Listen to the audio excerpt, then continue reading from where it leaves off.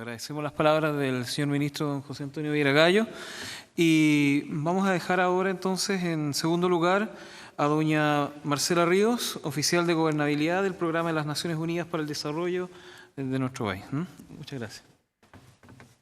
Gracias.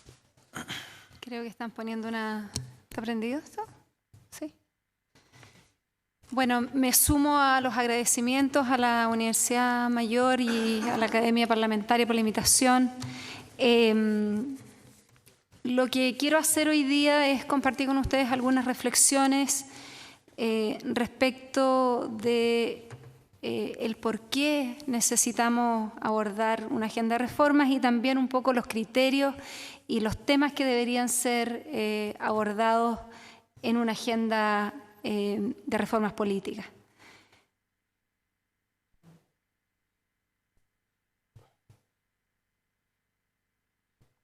Si no la pueden abrir, me imagino que, que la podré hacer de memoria.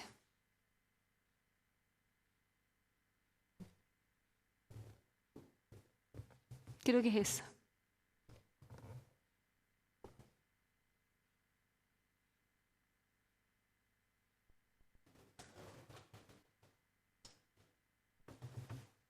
Tú tienes el... Gracias.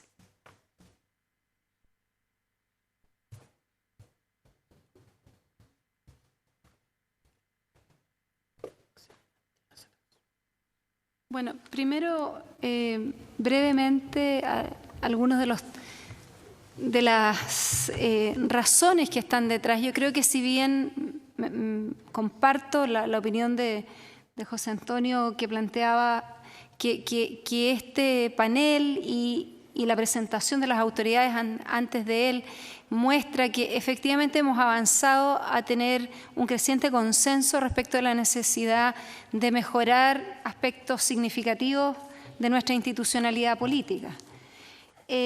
Las razones que me parecen que están detrás de ese creciente consenso es porque creo que se ha instalado fuertemente el diagnóstico de que tenemos un fuerte descontento de la ciudadanía y un creciente desapego o desafección de los ciudadanos y ciudadanas con la democracia y con las instituciones particulares de la democracia.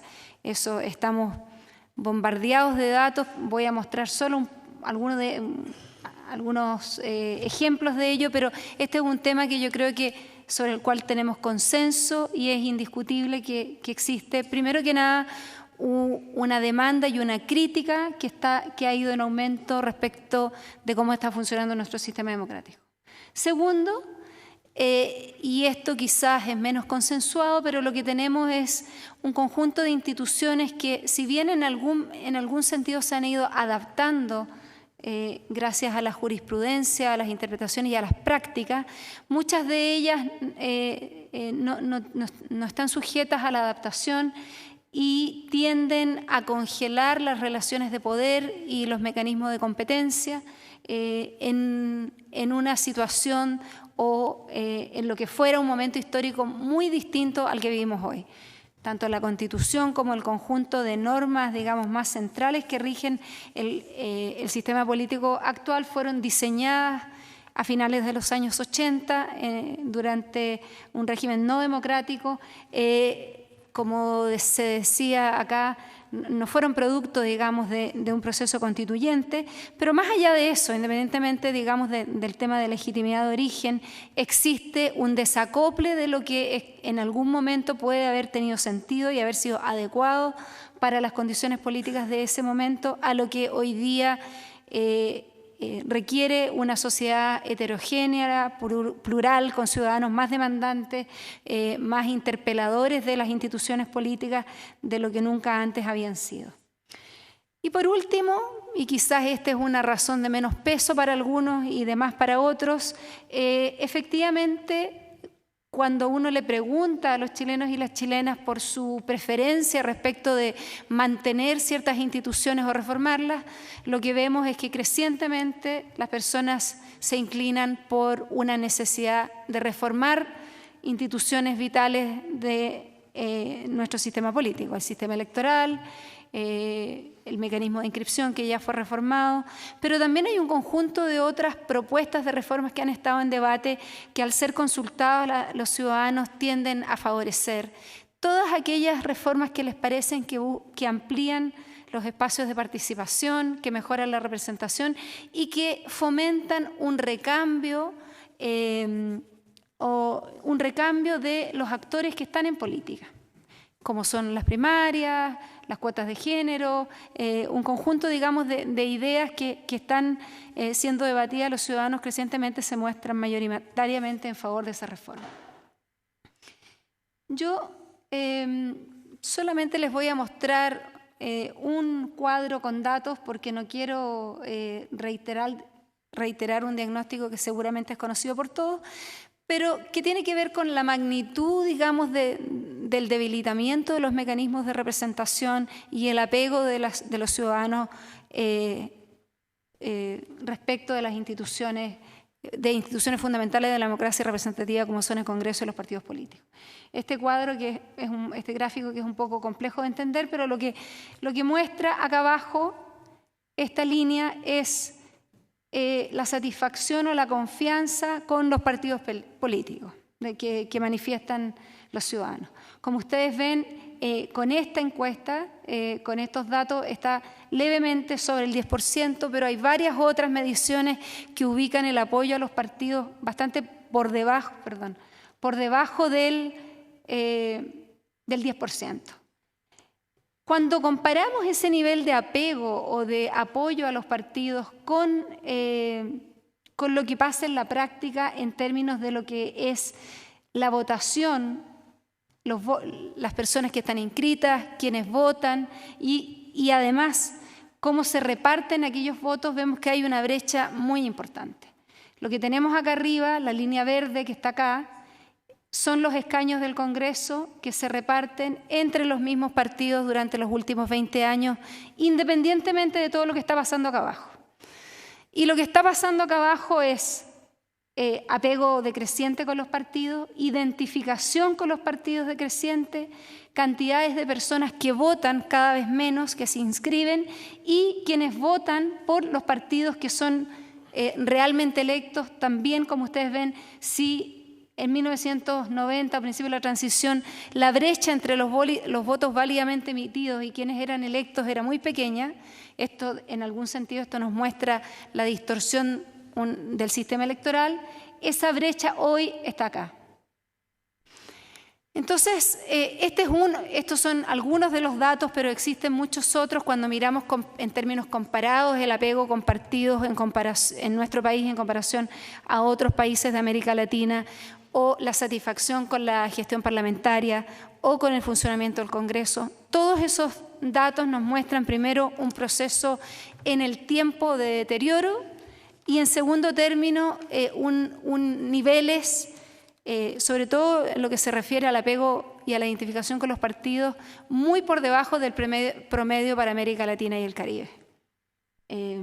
Entonces, me parece que eso es un tema relevante porque cuando hablamos de la magnitud del problema, lo que estamos enfrentando hoy día, y quizás ese no era el panorama hace 10 años atrás, pero lo es hoy, es partidos con menos del 10% de ciudadanos y ciudadanas que dicen identificarse o aprobar de la gestión de los partidos, no se identifican con ninguno de ellos y tienden a reflejar ese conjunto de percepciones negativas también en su comportamiento. O sea, lo que estos datos de comportamiento electoral muestran es que el problema no es solo sobre percepciones. No estamos hablando acá solo de encuestas de opinión o solo sobre lo que yo digo cuando alguien me viene a preguntar ¿a ustedes les gustan los partidos? Yo digo, en realidad no. Lo que tenemos es una evidencia bastante dura y contundente que esa percepción negativa se traduce también en comportamiento, en que la gente, y lo que está por verse, obviamente, es el efecto que va a tener la reforma del sistema de inscripción y pasar de voto obligatorio a voto voluntario. La evidencia internacional nos muestra que cuando se producen este tipo de cambios, independientemente de que no estén tan deslegitimados los partidos como en nuestro país, tiende a haber una disminución de la participación electoral. Eso es como lo que pasa habitualmente en países que pasan de voto obligatorio a voto voluntario.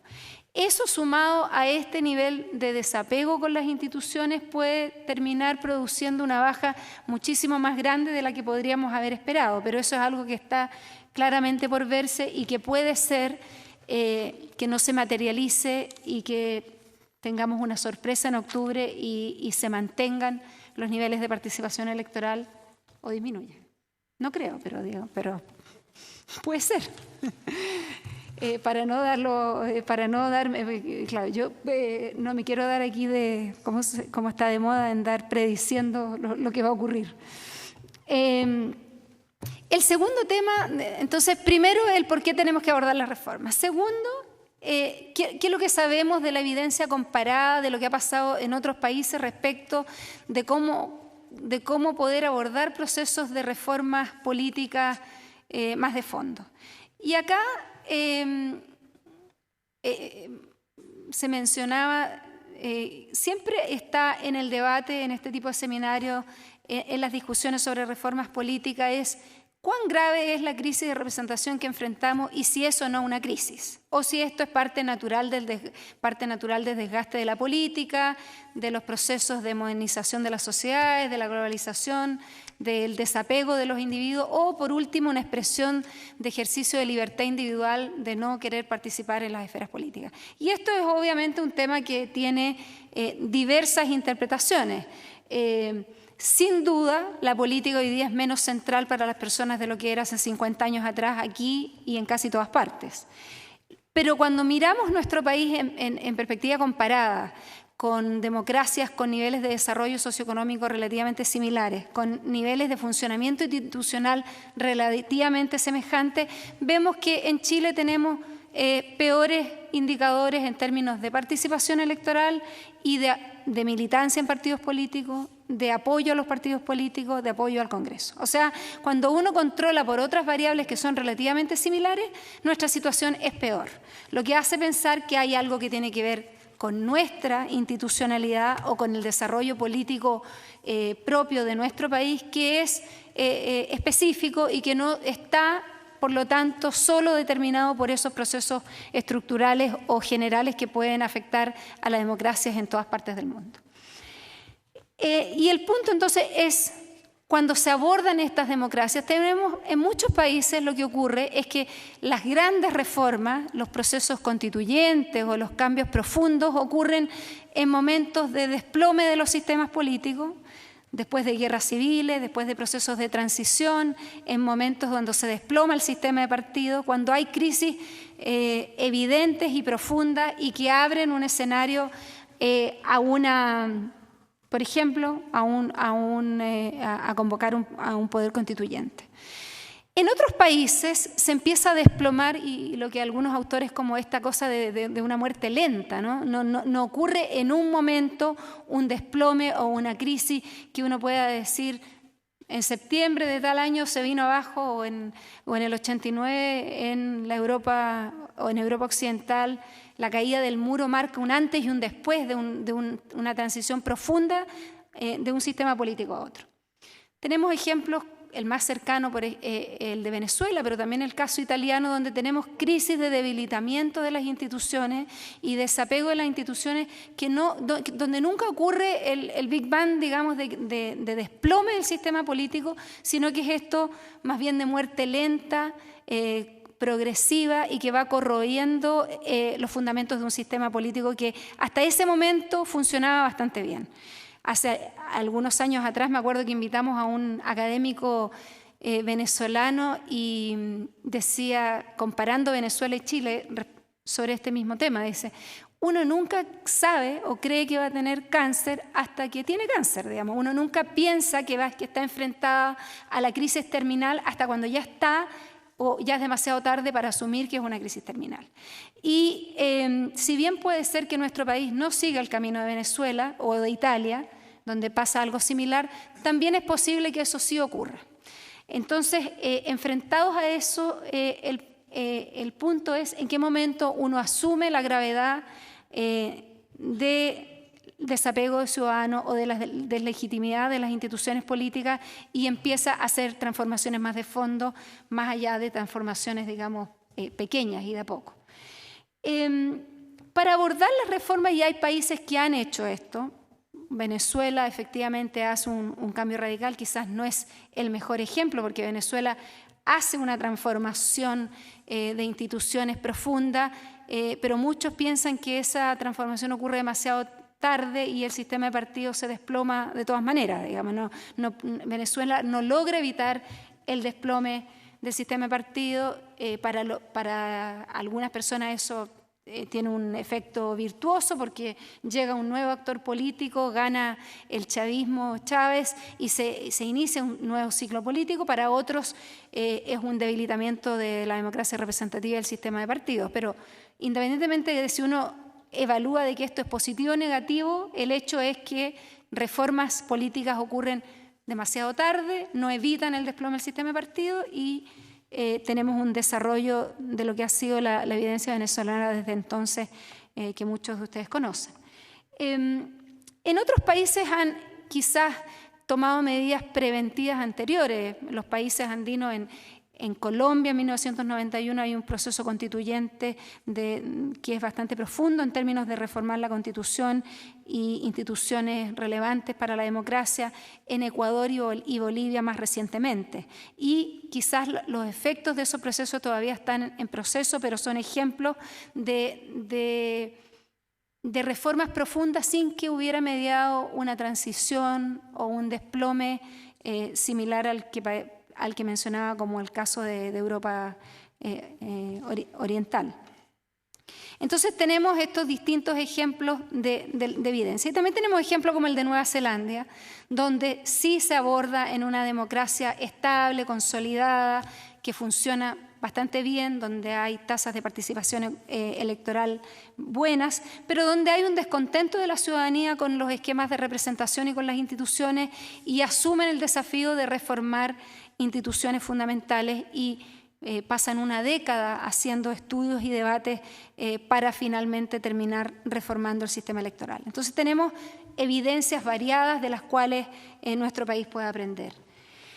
Lo que es relevante, y aquí este es un debate que hemos tenido en los últimos meses respecto a si uno aborda esto gradualmente y va en algún sentido como se ha venido dando durante los últimos 10 años, reforma por reforma, tema por tema, o si en algún momento hay una discusión más general respecto del sistema en su conjunto y la forma en cómo distintas instituciones operan entre sí y generan incentivos como un todo y no solo en cada tema separado.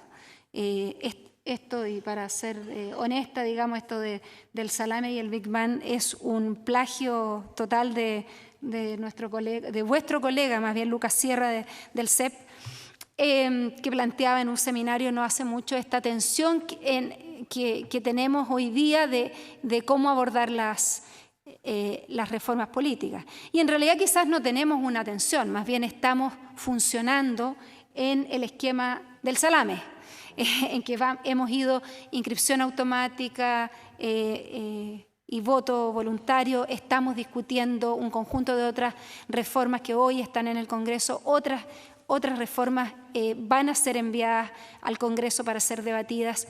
Y uno de los problemas que tiene, problemas y aciertos con este camino, es que la discusión parcializada de temas no permite tener una discusión de fondo respecto del conjunto, respecto de un diagnóstico sobre cuáles son los ejes que deberían orientar los cambios más estructurales, o si se quiere, cuál es la democracia que queremos construir, hacia dónde estamos avanzando, qué tipo, si es que hay dimensiones de nuestra democracia o instituciones de nuestra democracia con las cuales no estamos conformes como sociedad, cuáles son aquellas que sí nos gustaría tener. Y ese debate más general es difícil tenerlo cuando estamos discutiendo los detalles legislativos de proyecto por proyecto. Y ahí ese es un tema que está obviamente pendiente y que me parece que lo relevante en este escenario, es decir, en qué momento podemos tener discusiones sobre la arquitectura institucional, en qué momento podemos tener una discusión sobre cómo un sistema de incentivos opera en conjunto. Y les doy un ejemplo, porque quizás en abstracto no se entiende mucho el punto que estoy tratando de hacer. Pero la ley de primarias, que todo parece indicar que va a ser aprobada porque existe amplio consenso en el Congreso, la ciudadanía es una medida que apoya, a todo el mundo le parece una buena medida, pero parte de la discusión de la ley de primarias no incluye una discusión sobre financiamiento de campañas.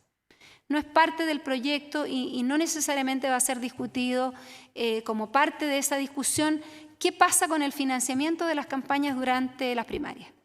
Si uno no toca en absoluto la ley de financiamiento a la política que tenemos hoy día y la mantenemos intacta y aprobamos un proyecto de primarias, lo que va a ocurrir es que tenemos un esquema de financiamiento público que busca disminuir las desigualdades en la competencia entre partidos, entregando un aporte público para que todos los partidos tengan por lo menos un piso y los candidatos tengan un piso en las elecciones, pero un proceso de primarias que no va a estar financiado por nadie, donde no va a haber ninguna regulación y por lo tanto no vamos a tener un piso, ni vamos a tener ningún incentivo ni ninguna intervención estatal para asegurar que competencias que pueden ser extremadamente desiguales en términos de los recursos a la disposición de los candidatos van a quedar en tierra de nadie. Entonces, un mecanismo que en términos abstractos normativos puede ser muy positivo y que todo el mundo parece valorar, puede terminar teniendo efectos no deseados negativos en profundizar la desigualdad o la concentración del poder en aquellos sectores o actores y partidos que tienen mayor capacidad de reunir fondos o de financiar campañas durante las primarias. Ese es un ejemplo, pero como ese tenemos muchos. ¿Qué pasa con cómo opera las primarias con el sistema electoral? ¿Qué pasa si aprobamos primero una ley de primarias? ¿Va a facilitar esa ley de primarias tener una discusión sobre una posible reforma al sistema electoral? ¿O va a ocurrir que por aprobar una ley de primarias muchos van a decir posteriormente, miren, en realidad el problema de competencia del sistema binominal está resuelto, por lo tanto no es necesario seguir discutiendo sobre una reforma al sistema electoral? De hecho, ese ya es un argumento que está planteado. Entonces, estos son algunos de los problemas que se generan cuando la secuencia de las reformas no obedece a una discusión general. Insisto, mi argumento aquí no es decir cambiemos todo de sopetón, todo junto en un solo momento. Sentémonos aquí, convoquemos una asamblea constituyente y cambiemos todo. Podría ser, digamos, pero ese no es la única consecuencia del argumento, sino que también uno puede decir, miren, el esquema ideal, podríamos tener una discusión dentro del Congreso o en una comisión presidencial convocada especialmente para eso, decir, lo que está funcionando mal es esto. La forma en que se topan las distintas instituciones es esta. Estos son los incentivos cruzados que generan estas distintas instituciones para la participación, para la representación, para la competencia. Donde nos gustaría estar es acá. O sea, esto sería el ideal, nos gustaría avanzar de aquí hacia acá. Nos podemos demorar 20 años en avanzar, o 15, o 3 legislaturas, o no sé, pero existe un cierto esquema consensuado, una discusión validada, con una mirada técnica que te diga, mira, si tú mueves esta pieza acá, los efectos de mover esta pieza en estas otras piezas va a ser A, B o C. El legislador después puede decir, mira, está bien, asumo los riesgos y vamos a legislar asumiendo que estos son los riesgos y los posibles efectos, pero no nos enfrentamos a una situación donde en 2 años más vamos a decir, oh, mira lo que está pasando con la ley de primaria. Segundo, y esto más también tiene que ver con el tema del proceso de las reformas, tenemos un conjunto de discusiones donde quienes tienen que decidir sobre las reformas son quienes están directamente afectadas por ellas. El sistema electoral es lo más obvio, pero no es solo. El sistema de financiamiento a la política, las asignaciones parlamentarias, un conjunto de mecanismos e instituciones que rigen nuestro funcionamiento político tienen un efecto directo en el quehacer de los parlamentarios, en el quehacer político, pero también en su estabilidad laboral, en sus condiciones contractuales, digamos, en la seguridad que tiene alguien de ser reelecto 2 o 3 veces. Y ahí también tenemos un problema porque en muchas otras áreas de la vida de nuestro país, nuestra sociedad ha avanzado fuertemente para controlar y fiscalizar los conflictos de interés. Yo siempre digo como ejemplo, si vamos a diseñar una nueva ley de ISAPRES, no dejaríamos que las ISAPRES se sienten solas a discutir la nueva ley de ISAPRES. O sea, como que a nadie se le ocurriría que eso sería legítimo. Entonces, si vamos a tener una discusión sobre algunos aspectos que impactan directamente a los parlamentarios, y en ningún caso estoy diciendo que deberíamos excluir el debate en el Congreso, pero sí necesitamos tener ciertas esferas y ciertos debates donde participen actores cuyas carreras profesionales no estén siendo afectados directamente por esas discusiones. Y ahí nuevamente yo creo que hay diversas experiencias en el mundo, todo tipo de buenas prácticas. Desde Naciones Unidas nosotros tenemos experiencias de apoyar en distintos países fórmulas, digamos, de debate donde se puede integrar a los partidos y a los parlamentarios en tener acuerdos, pero que esos acuerdos busquen como el objetivo principal ese ideal de democracia al que nos queremos acercar, ese interés común y colectivo, más que solo salvaguardar los intereses específicos de los incumbentes de turno. Y esto yo sé que suena para alguna gente terriblemente ingenuo, en el sentido de decir, pero obvio que los incumbentes no van a querer que esto ocurra. Y lo digo con conocimiento de causa, porque efectivamente es cierto que este es un tema complejo, es cierto que no es fácil discutir estos temas sin que estén los intereses de quienes se ven afectados directamente en la mesa, pero existen, como decía, múltiples experiencias a nivel internacional donde uno puede aprender de mejores y peores formas de hacerlo. Una de las peores formas de hacerlo, me parece a mí, es dejar que muchos de estos temas sean discutidos detrás de 4 paredes y solo por quienes son afectados directamente. Y por último, una obviedad, pero también la evidencia nos muestra, hemos aprendido de eso, que sin voluntad política real de quienes tienen poder para provocar cambios, no se producen los cambios. Entonces, independientemente de las preferencias de la ciudadanía a veces, o independientemente de las resistencias de los incumbentes, muchas veces se producen cambios muy profundos cuando hay voluntad política, claridad de hacia dónde avanzamos y convicción para empujar cierto paquete de reformas. Entonces, eso también es vital y sin eso no se producen los cambios. Quiero terminar con 2 cosas. Respecto a avanzar un poco sobre el diagnóstico, efectivamente hay muchas cosas que tenemos una enorme lista de reformas que anda dando vuelta. Yo digo, la tentación permanente de la lista del supermercado, porque cada uno tiene una lista de 30 cosas, de 30 posibles reformas. Como no tenemos estas discusiones globales de identificar los problemas centrales y definir cómo queremos cambiarlo y hacia dónde queremos ir, corremos la tentación de poner todas las reformas y todos los temas en el mismo plano.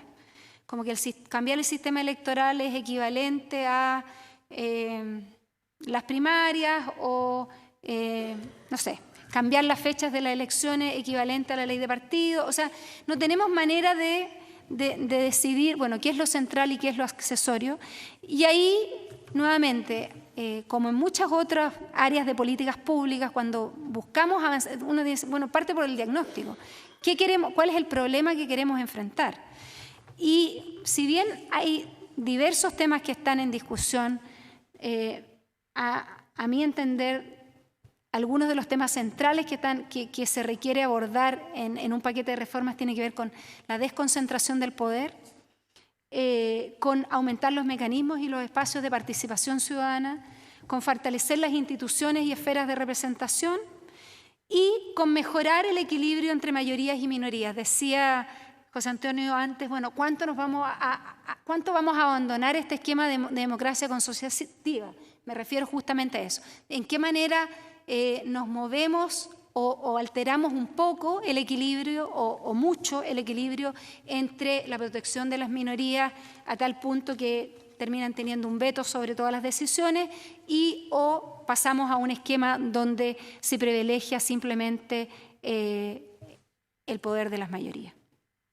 Y si miramos en función de estos grandes objetivos, cuáles son algunas de las reformas que están en discusión, claramente cuando hablamos de desconcentración del poder, y eso está hoy día muchísimo más en el tapete público después de lo que hemos vivido en Aysén, en Magallanes, de las protestas en Calama, etcétera, que necesitamos como país enfrentar el debate y buscar mecanismos efectivos de desconcentración del poder en términos territoriales, y aquí todo el tema de regiones, municipios, que pasa por la elección directa de las autoridades, pero obviamente no se limita ahí. Hay todo un conjunto de reformas que tienen más bien que ver con la gestión pública, con la desconcentración del manejo de recursos, en fin, con un conjunto de políticas que deberían estar orientadas en el sentido de desconcentración del poder. Pero también con otras, como se mencionaba como ejemplo, digo, el tema de los quórum calificados en el Congreso, lo pongo ahí porque me parece que tiene que ver justamente con esta idea de cómo desconcentramos poder, pero hay varias otras que están en discusión que tienen que ver con esta dimensión de busquemos mecanismos de desconcentración del poder. Segundo, el tema de la participación que se ha instalado fuertemente, y acá yo creo que tenemos que avanzar a superar un debate de pensar que los esquemas de democracia representativa y democracia participativa están en las antípodas la una de la otra en términos normativos o de funcionamiento real. En el mundo tenemos una variedad de esquemas institucionales entre medio que equilibran las instituciones clásicas de la democracia representativa con mecanismos de participación directa, y cada vez más países asumen mecanismos de consultas, de plebiscitos, de referéndums, de consultas, ya sea el esquema, por ejemplo, del Convenio 169, la misma Ley de Medio Ambiente en Chile impone ciertos necesidades de consulta, etc. Entonces, tenemos ahí un conjunto de mecanismos y instituciones que debemos explorar y profundizar, pero también otras como el tema de las primarias y elecciones de los cores que están en discusión. Y por último, el tema de la representación, donde a mi modo de ver sigue siendo central, uno de los temas centrales que hay que abordar, la reforma al sistema electoral, al sistema binominal, como uno de los temas prioritarios y esenciales, la reforma a la ley de partidos, pero otros temas, ahí me quedo cortado, pero como las cuotas de género, pero también cómo enfrentar la representación política de los pueblos indígenas. Con eso termino. Gracias.